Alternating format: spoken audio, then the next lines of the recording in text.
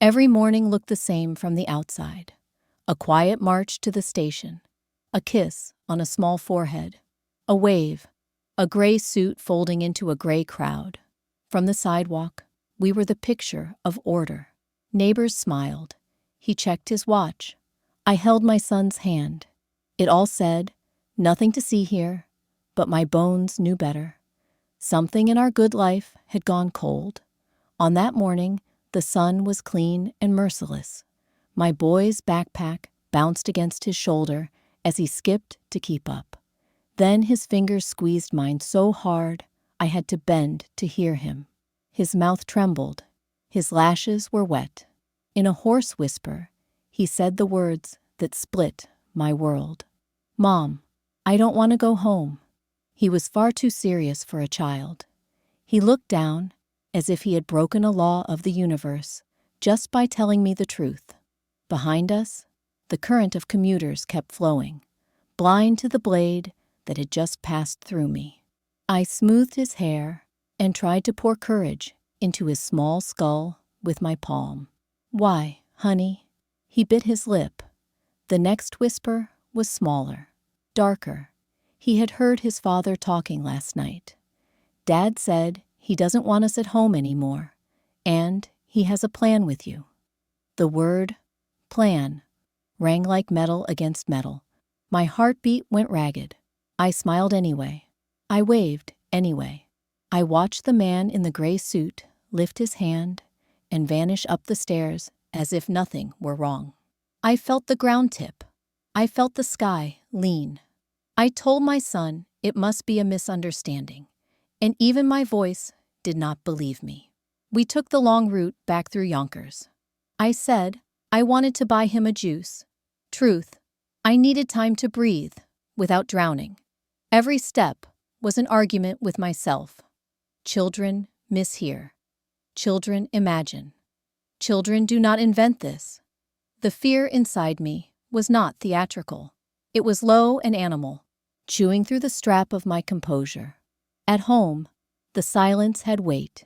It pressed the walls closer and hushed the corners. Evening came with its tidy rituals. Plates, napkins, small talk. He moved through the kitchen with the ease of a man who owned the room. I watched his hands, his shoulders, the quick glances he thought were nothing. This was the new game. I had to play naive while counting the teeth of the wolf.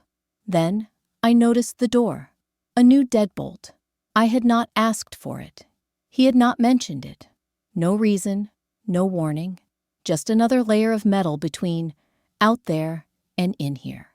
My son stared too, and did not ask the question. The lock felt less like protection and more like a sign nailed to my ribcage.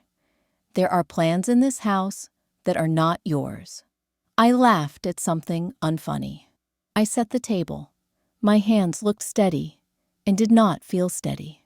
For the first time, our home smelled like a trap. I waited for steam to rise from the bathroom and the water to start its familiar roar. When it did, I moved through the living room softly, like a woman who had learned to walk around sleeping snakes. A drawer was not fully closed. A small thing, a careless inch, until it wasn't. Inside, a thick folder, badly hidden under tablecloths and yellowed papers. Official seals, signatures, numbers that climbed and multiplied like vines. My name, his name, life insurance. Several policies, recent, layered one on top of another, all with him as the sole beneficiary. I read the clauses twice, then again, and still could not convince myself this was safety, prudence, love. If it were love, why had he never told me? Why so many? Why so fast? The air burned my throat. I put everything back exactly as I found it. I checked the angle of the folder. I checked the drawer. I checked my face in the mirror and did not recognize the woman looking back. Someone who had just glimpsed the shape of her own disappearance in clean black ink. Dinner tasted like paper. He spoke about trains and meetings, and every word scraped. I nodded in the right places and felt the fine thread of my calm pulling thinner, thinner, thinner. When I tucked my son in, I brushed his hair and watched his chest rise with those sweet, regular breaths that made the storm inside me howl louder. For a long time, I sat in the dark and listened to the house breathe around us, the way a mouth breathes around a secret. In the kitchen the next afternoon, a knife rocked beneath my palm as I sliced fruit. In the living room, his voice dropped to a low, careful register on the phone. This week, it has to be closed. No one can find out. The words were simple. The meaning was a door opening onto a cliff. I stood very still, as if motion might trigger the device I could not see. When he walked in, he was all ease again, all practiced warmth. He asked about the snack. I arranged strawberries on a plate with the devotion of a woman arranging flowers on an unmarked grave. He smiled. I smiled. We both lied. That night, I pretended to sleep. He sat with the laptop glow cupped around his face like a small moon. Fingers moved. Files moved. Histories vanished. I kept my breath slow and even and counted the beats between clicks. When he finally slid the computer into his briefcase, the zipping sound felt like a verdict. He lay beside me and put an arm across my waist, and my whole body went cold with the knowledge that a stranger was trying to pass as my shelter. Trust did not die with drama. It went out like a candle in a room where no one was watching. Morning brought a fresh mask and an old dread. At the school gate, a woman with a nervous mouth leaned close and whispered, "Be careful with your husband. He is getting into strange things." She would not say more. She looked sorry. She looked scared. She left me standing under that message like a lone tree in a sudden storm. The words did not add anything new. Not really. They only took what I already knew and set it on fire. I walked home slower than usual and opened his computer with hands that trembled anyway. I did not expect it to yield. It did. Transfers, regular, deliberate, sent to a woman I did not know. Not huge, not flashy, but steady as rain, on a tin roof. I took screenshots. I saved them. I hid them. I closed everything in the exact shape I had found it, and still felt as if I had left fingerprints all over the day. When he came home, I fed him soup. I asked him about work. He told me a story with neat edges, and I watched him place it between us, like a polite napkin. That night, I lay awake and drew a map in my head. A new lock, a folder of policies, a phone call about closing something secret, money sliding toward a stranger, a child whispering, "He has a plan with you." The lines converged where I did not want them to, on an outcome I refused to let have my name. I would not run yet. I would not accuse yet. I would learn his rhythm and break it. I would braid dread into patience and hide it under my tongue. For my child, for myself, for the light I still believed in, however faint. The plan, whatever it was, would think it was hunting me. I intended to hunt it first. The next days blurred together like smeared ink. I kept smiling, cooking, talking, all those little gestures that make a home appear alive. Inside, I was dissecting every second. Each movement Marcus made had weight now. The sound of his shoes, the pause before he spoke, the way his eyes lingered on me. I cataloged it all like evidence. He moved with practiced charm, the mask of a man who believed himself untouchable. But once you have seen the shadow behind the smile, it's impossible to unsee it.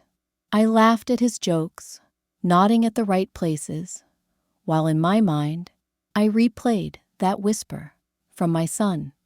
"Dad said he doesn't want us at home anymore." Every corner of our apartment began to look different. The kitchen, once filled with warmth, now felt like a stage. The hallway, a tunnel that led nowhere safe. The new lock gleamed like an eye, always watching, always reminding me I didn't belong there anymore. One afternoon, while folding laundry, I heard his voice again, low, tense, and almost affectionate, but not for me. He was on the phone. I recognized that tone, the one he used when he wanted something. "It'll be ready soon. She doesn't suspect anything," he said. I stood frozen, my hands clutching a towel, like it could anchor me to this world. My blood roared in my ears. I stepped closer, just enough to hear him finish. "After she signs, we'll disappear for a while." I backed away silently. My knees shook so hard, I had to grip the counter. For a moment, I thought I might faint. "After she signs," the words twined themselves around my throat. I knew then that the danger wasn't just imagined. It was written, planned, and nearing completion. That night, I tucked Caleb into bed earlier than usual. His eyelids fluttered like wings as he whispered, "Mom, don't tell Dad anything." The innocence in his voice broke something in me. He already knew we were living in a house made of lies. I kissed his forehead and promised, silently, because promises spoken aloud might be overheard. Once the lights were out, I sat on the floor beside my bed, knees pulled to my chest, and watched Marcus's silhouette against the glow of the laptop. He typed fast, deleted faster. The rhythm of keys was too sharp, too urgent. I stared at the briefcase beside his chair and wondered if it held the papers that carried my death sentence. When he finally closed the screen and climbed into bed, I lay still, breathing evenly, pretending to sleep. His arm draped over me, heavy, possessive, almost tender. My body went rigid under the weight of it. The scent of his skin made my stomach turn. I realized that this man, this familiar stranger, could kill me and still kiss me goodnight. In the morning, the world pretended to be normal. The sun rose, the coffee brewed. My son laughed at cartoons, but I was already planning. If Marcus had a plan, then I needed one too. I began to collect small truths, quiet, invisible things. A new password here, a duplicate key there, copies of the insurance papers folded into a plastic bag under my clothes. Each secret I kept felt like one brick between us and the abyss. Days later, the universe sent me a message through another woman. At school, one of the mothers approached, her expression nervous, her eyes darting. "Be careful with your husband," she murmured. "He's been seen in strange company." She didn't wait for my question. She walked away, leaving me with those words, strange company. I didn't need her to explain. I already knew. That evening, when Marcus went to shower, I opened his laptop again. My hands trembled so violently, I could barely type. In his emails, I found her, a woman with a name I had never heard, thanking him for the transfers. There were messages full of plans, of warmth, of a shared future built over my grave. I took screenshots of every word. Each image burned like a wound, but it was proof that I wasn't crazy, proof that my fear had form. When he stepped out of the bathroom, wrapped in a towel, he smiled and asked what was for dinner. I turned to him, smiled back, and said, "Whatever you want, darling." He didn't notice that my smile no longer reached my eyes. He didn't notice that every darling now meant, "I know." That night, when he finally fell asleep, I packed a small bag, toothbrush, clothes for Caleb, a few $100s I had hidden away. I whispered to my sleeping son, "We're leaving soon." He stirred, but didn't wake. I stared at the ceiling, tracing the cracks in the plaster, like a map leading out of hell. I didn't know where we'd go, but I knew what I wouldn't do. I wouldn't die quietly. The next morning, I told Marcus that Caleb had caught a bad cold, that I'd take him to my sister's house for a few days so he could rest. He agreed, too quickly. His smile was light, relieved even. That smile confirmed everything. When the taxi pulled away, Caleb leaned against me, his small hand clutching mine. The city blurred behind the window. I looked out, watching the life I was leaving. A house full of ghosts, of papers, of plans that would never come true. I whispered to myself, he won't touch us again, not while I'm breathing. But somewhere deep down, I knew this was only the beginning. At my sister's place, silence finally sounded different. It wasn't the heavy, suffocating kind that lived in my apartment. This silence breathed. It held no secrets, only exhaustion. For the first time in weeks, I could sleep without listening for footsteps in the dark. Yet even here, Marcus's shadow stretched across the walls. I told my sister that Caleb and I just needed rest. I didn't tell her that we were hiding. I didn't mention the folder, the transfers, or the whispers at the station. She would have looked at me the way the police had, with that mixture of pity and disbelief that makes you feel invisible. So I smiled and said nothing. Keeping quiet had become my survival. But peace doesn't last long when danger still breathes your name. 2 days later, a neighbor from our old building came to see me. She spoke softly, eyes darting like a sparrow's. "I saw your husband," she said. "He was with a woman. They went into your apartment." The words dropped like stones into my chest. I thanked her, pretended it didn't matter, but inside, everything was screaming.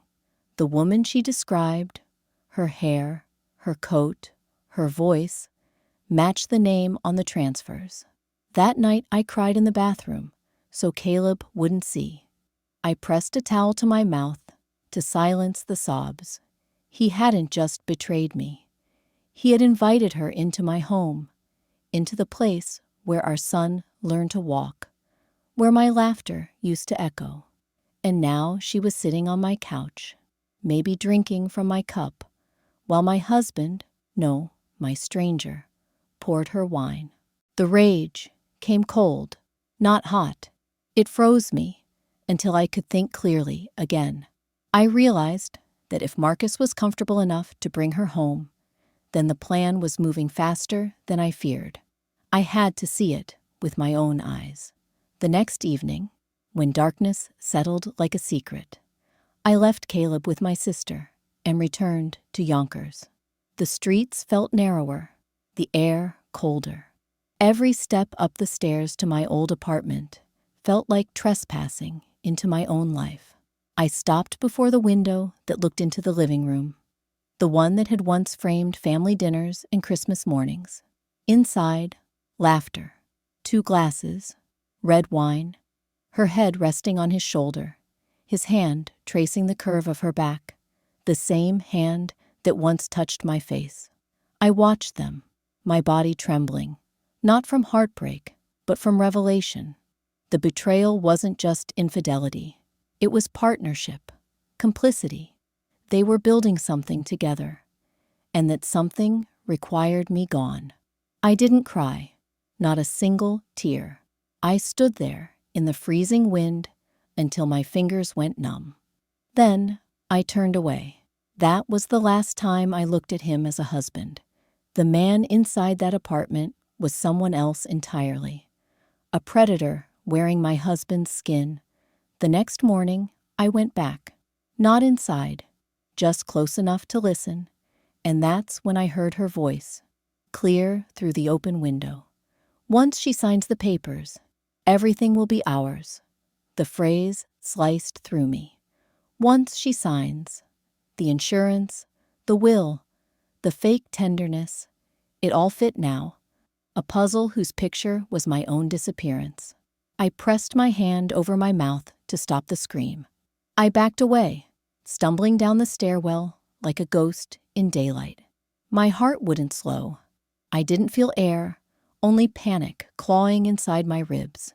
I knew, without a doubt, that I wasn't paranoid. I was prey.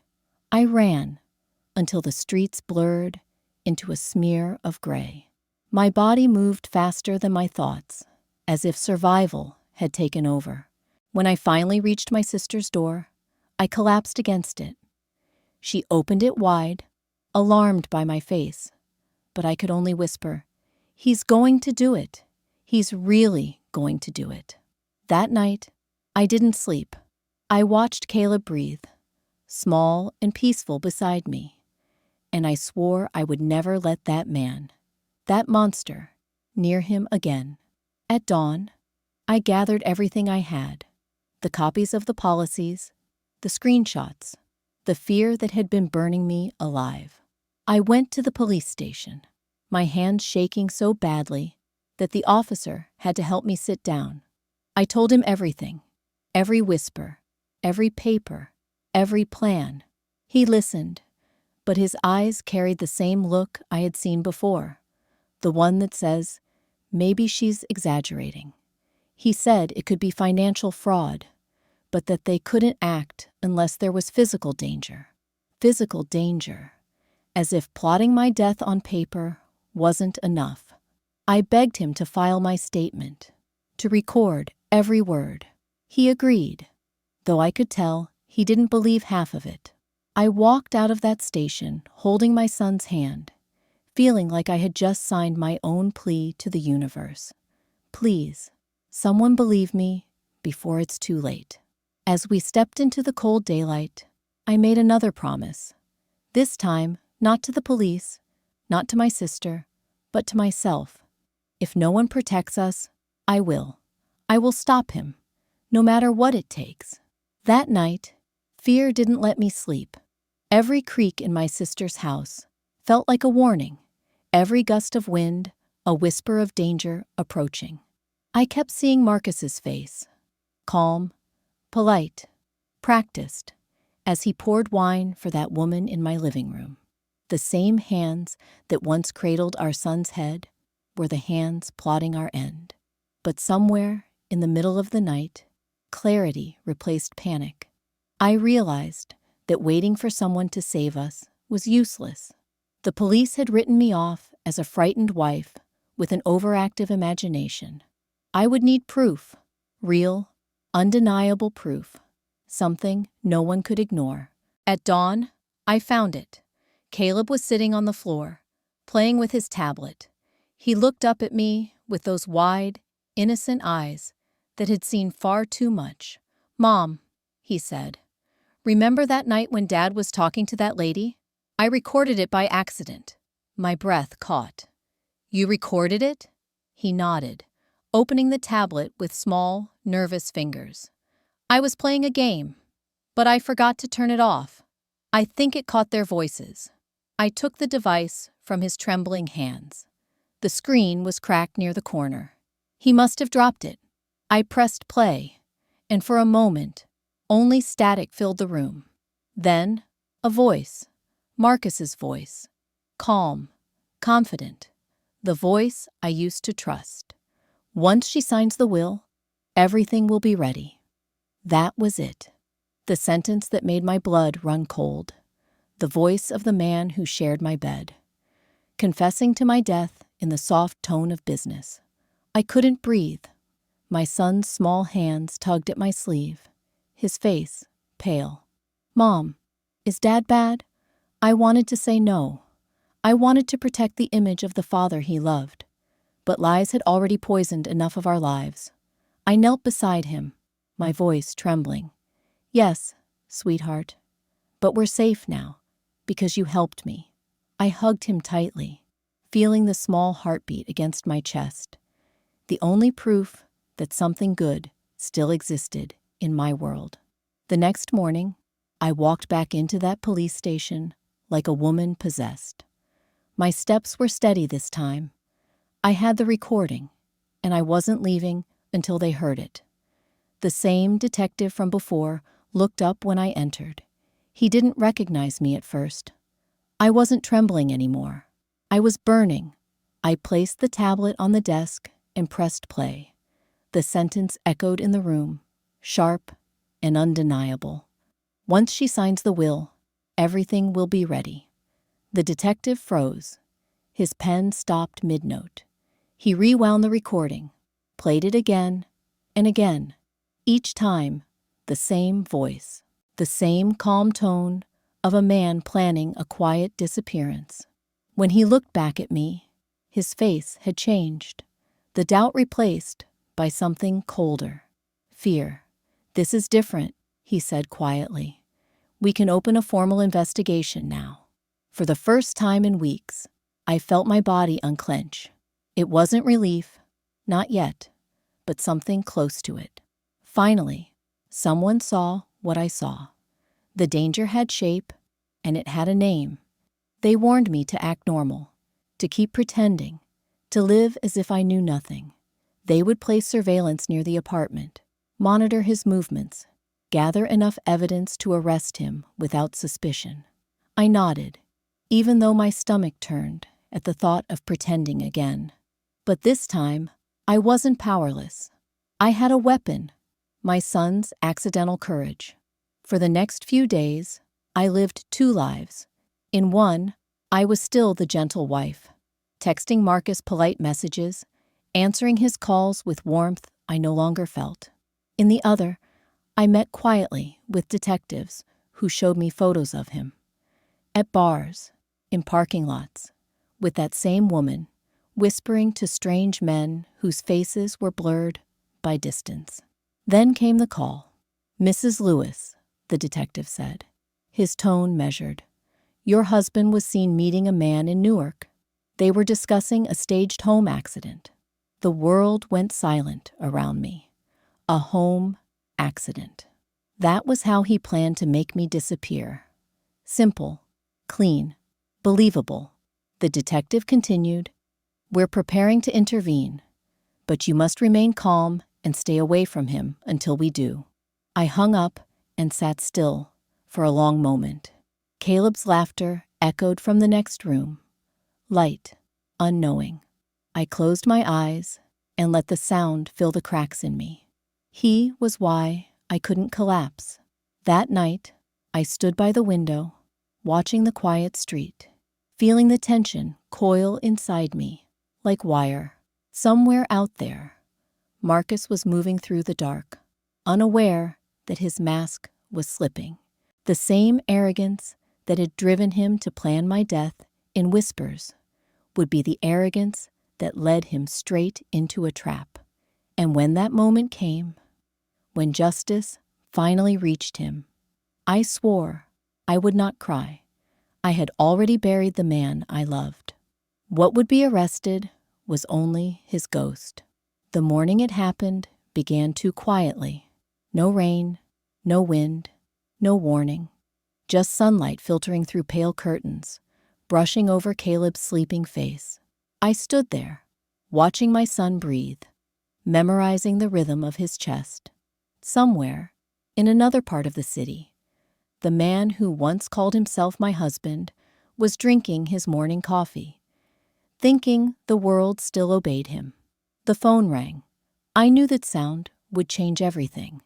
"Ma'am," said the detective's voice, low, steady, almost kind. "You can rest now. Marcus has been arrested." For a second, the words didn't make sense. My mind refused to believe them. Arrested.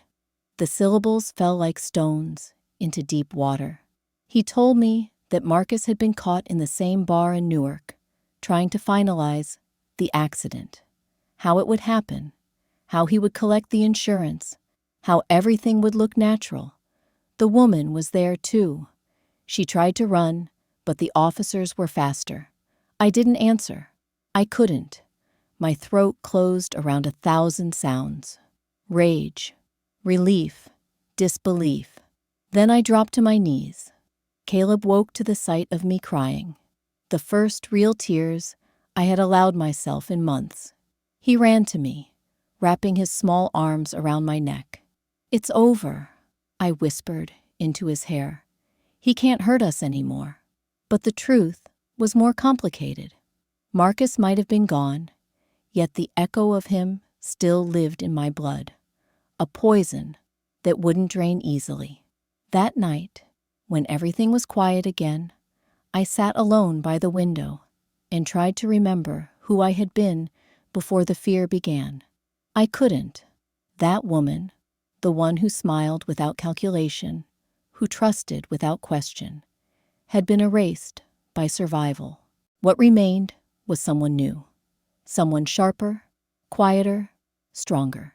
The next days were a blur of paperwork, statements, questions. Detectives came and went.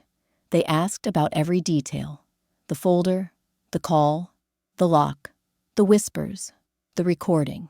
Each answer felt like reopening a wound. Still, I spoke, because the truth had to be told.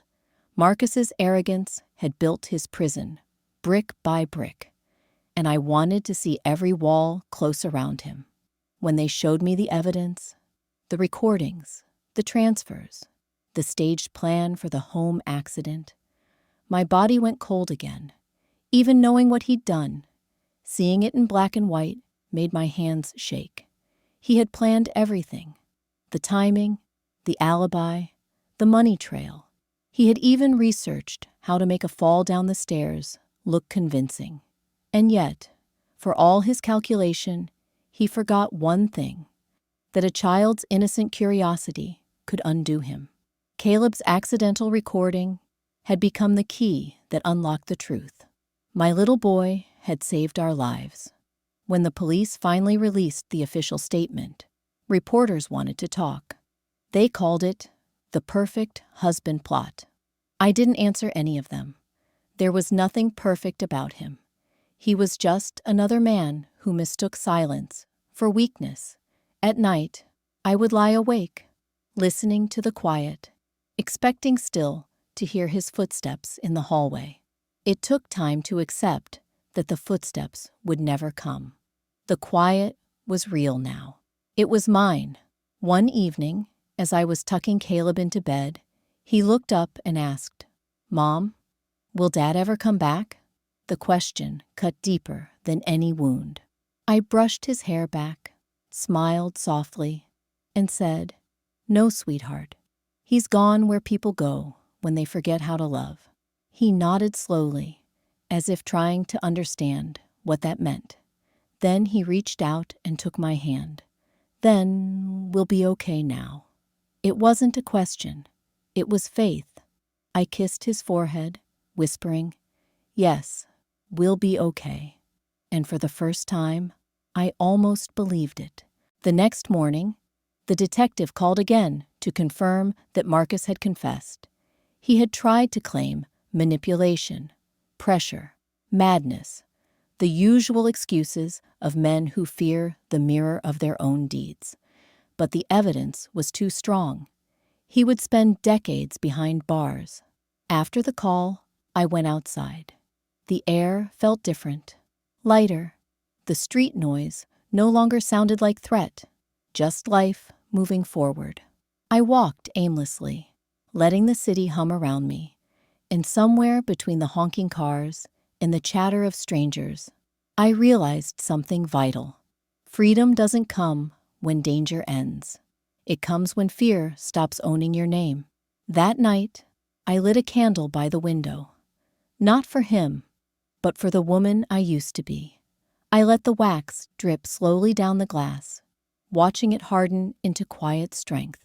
Tomorrow, I would start over. I didn't know where yet. Maybe another city, a new school for Caleb, a small apartment with sunlight and peace. I no longer needed luxury. I only needed safety, truth, and air that wasn't borrowed. As I blew out the candle, the flame flickered once, and in that flicker, I saw the end of him, the beginning of me. Morning light spilled through the window, not cold or gray like before, but golden, gentle, alive. I woke to the sound of Caleb's laughter coming from the kitchen. It wasn't cautious laughter anymore. It was the sound of a boy who finally felt safe. I sat up slowly, letting the realization sink in. The danger was gone. For the first time in what felt like forever, peace didn't feel like an illusion. The trial had dragged on for months. Marcus's name appeared in newspapers, whispered in neighborhoods, dissected by strangers who would never know how real that nightmare had been. But I didn't follow the coverage. I had no interest in watching a ghost be measured by laws and sentences. My justice had already happened the moment the police took him away, and my son slept soundly again. I rebuilt quietly, step by step, a new apartment, a different school for Caleb, a modest job at a bookstore, where the days smelled like paper and calm. Each morning, I walked him to the gates, holding his small hand the same way I once had when Marcus left for work. But this time, there was no pretense, no silent fear hiding behind the routine. Just us, just life, returning, slow but steady. Some nights the memories still woke me. The sound of his voice, whispering plans, the click of the new deadbolt, the soft weight of an arm that pretended to love. But the nightmares no longer owned me. I would breathe through them, remind myself, he is gone, you survived. One evening, after dinner, I found Caleb drawing at the table. He was sketching the two of us, hand in hand, standing under a bright yellow sun. I smiled. Is that us? He nodded. We're happy now, he said simply. Those 3 words became my prayer. As days turned into weeks, I discovered pieces of myself I had forgotten existed. I started jogging in the mornings, feeling the rhythm of my heartbeat as something strong instead of scared. I redecorated our small living room with warm colors and soft light. I laughed with my sister again. Slowly, the woman in the mirror began to look familiar. Not the one from before, but someone better. One afternoon, walking through Central Park, Caleb ran ahead, his laughter echoing through the trees. The city glowed under a soft sun, and for the first time in a long time, I wasn't looking over my shoulder. I sat on a bench, watching him chase pigeons, and realized something powerful. Survival had turned into living. I used to think scars were proof of pain, but now I see they are proof of strength. Marks left by battles we refused to lose. I no longer hide mine. They remind me of what I became when the world tried to break me. The court eventually called with the final sentence. Marcus would spend many years behind bars. When the officer told me, I simply said, "Thank you," and hung up. No tears, no satisfaction, just silence. Justice didn't feel like victory. It felt like closure. That night, I stood by the window, watching the city lights shimmer against the glass.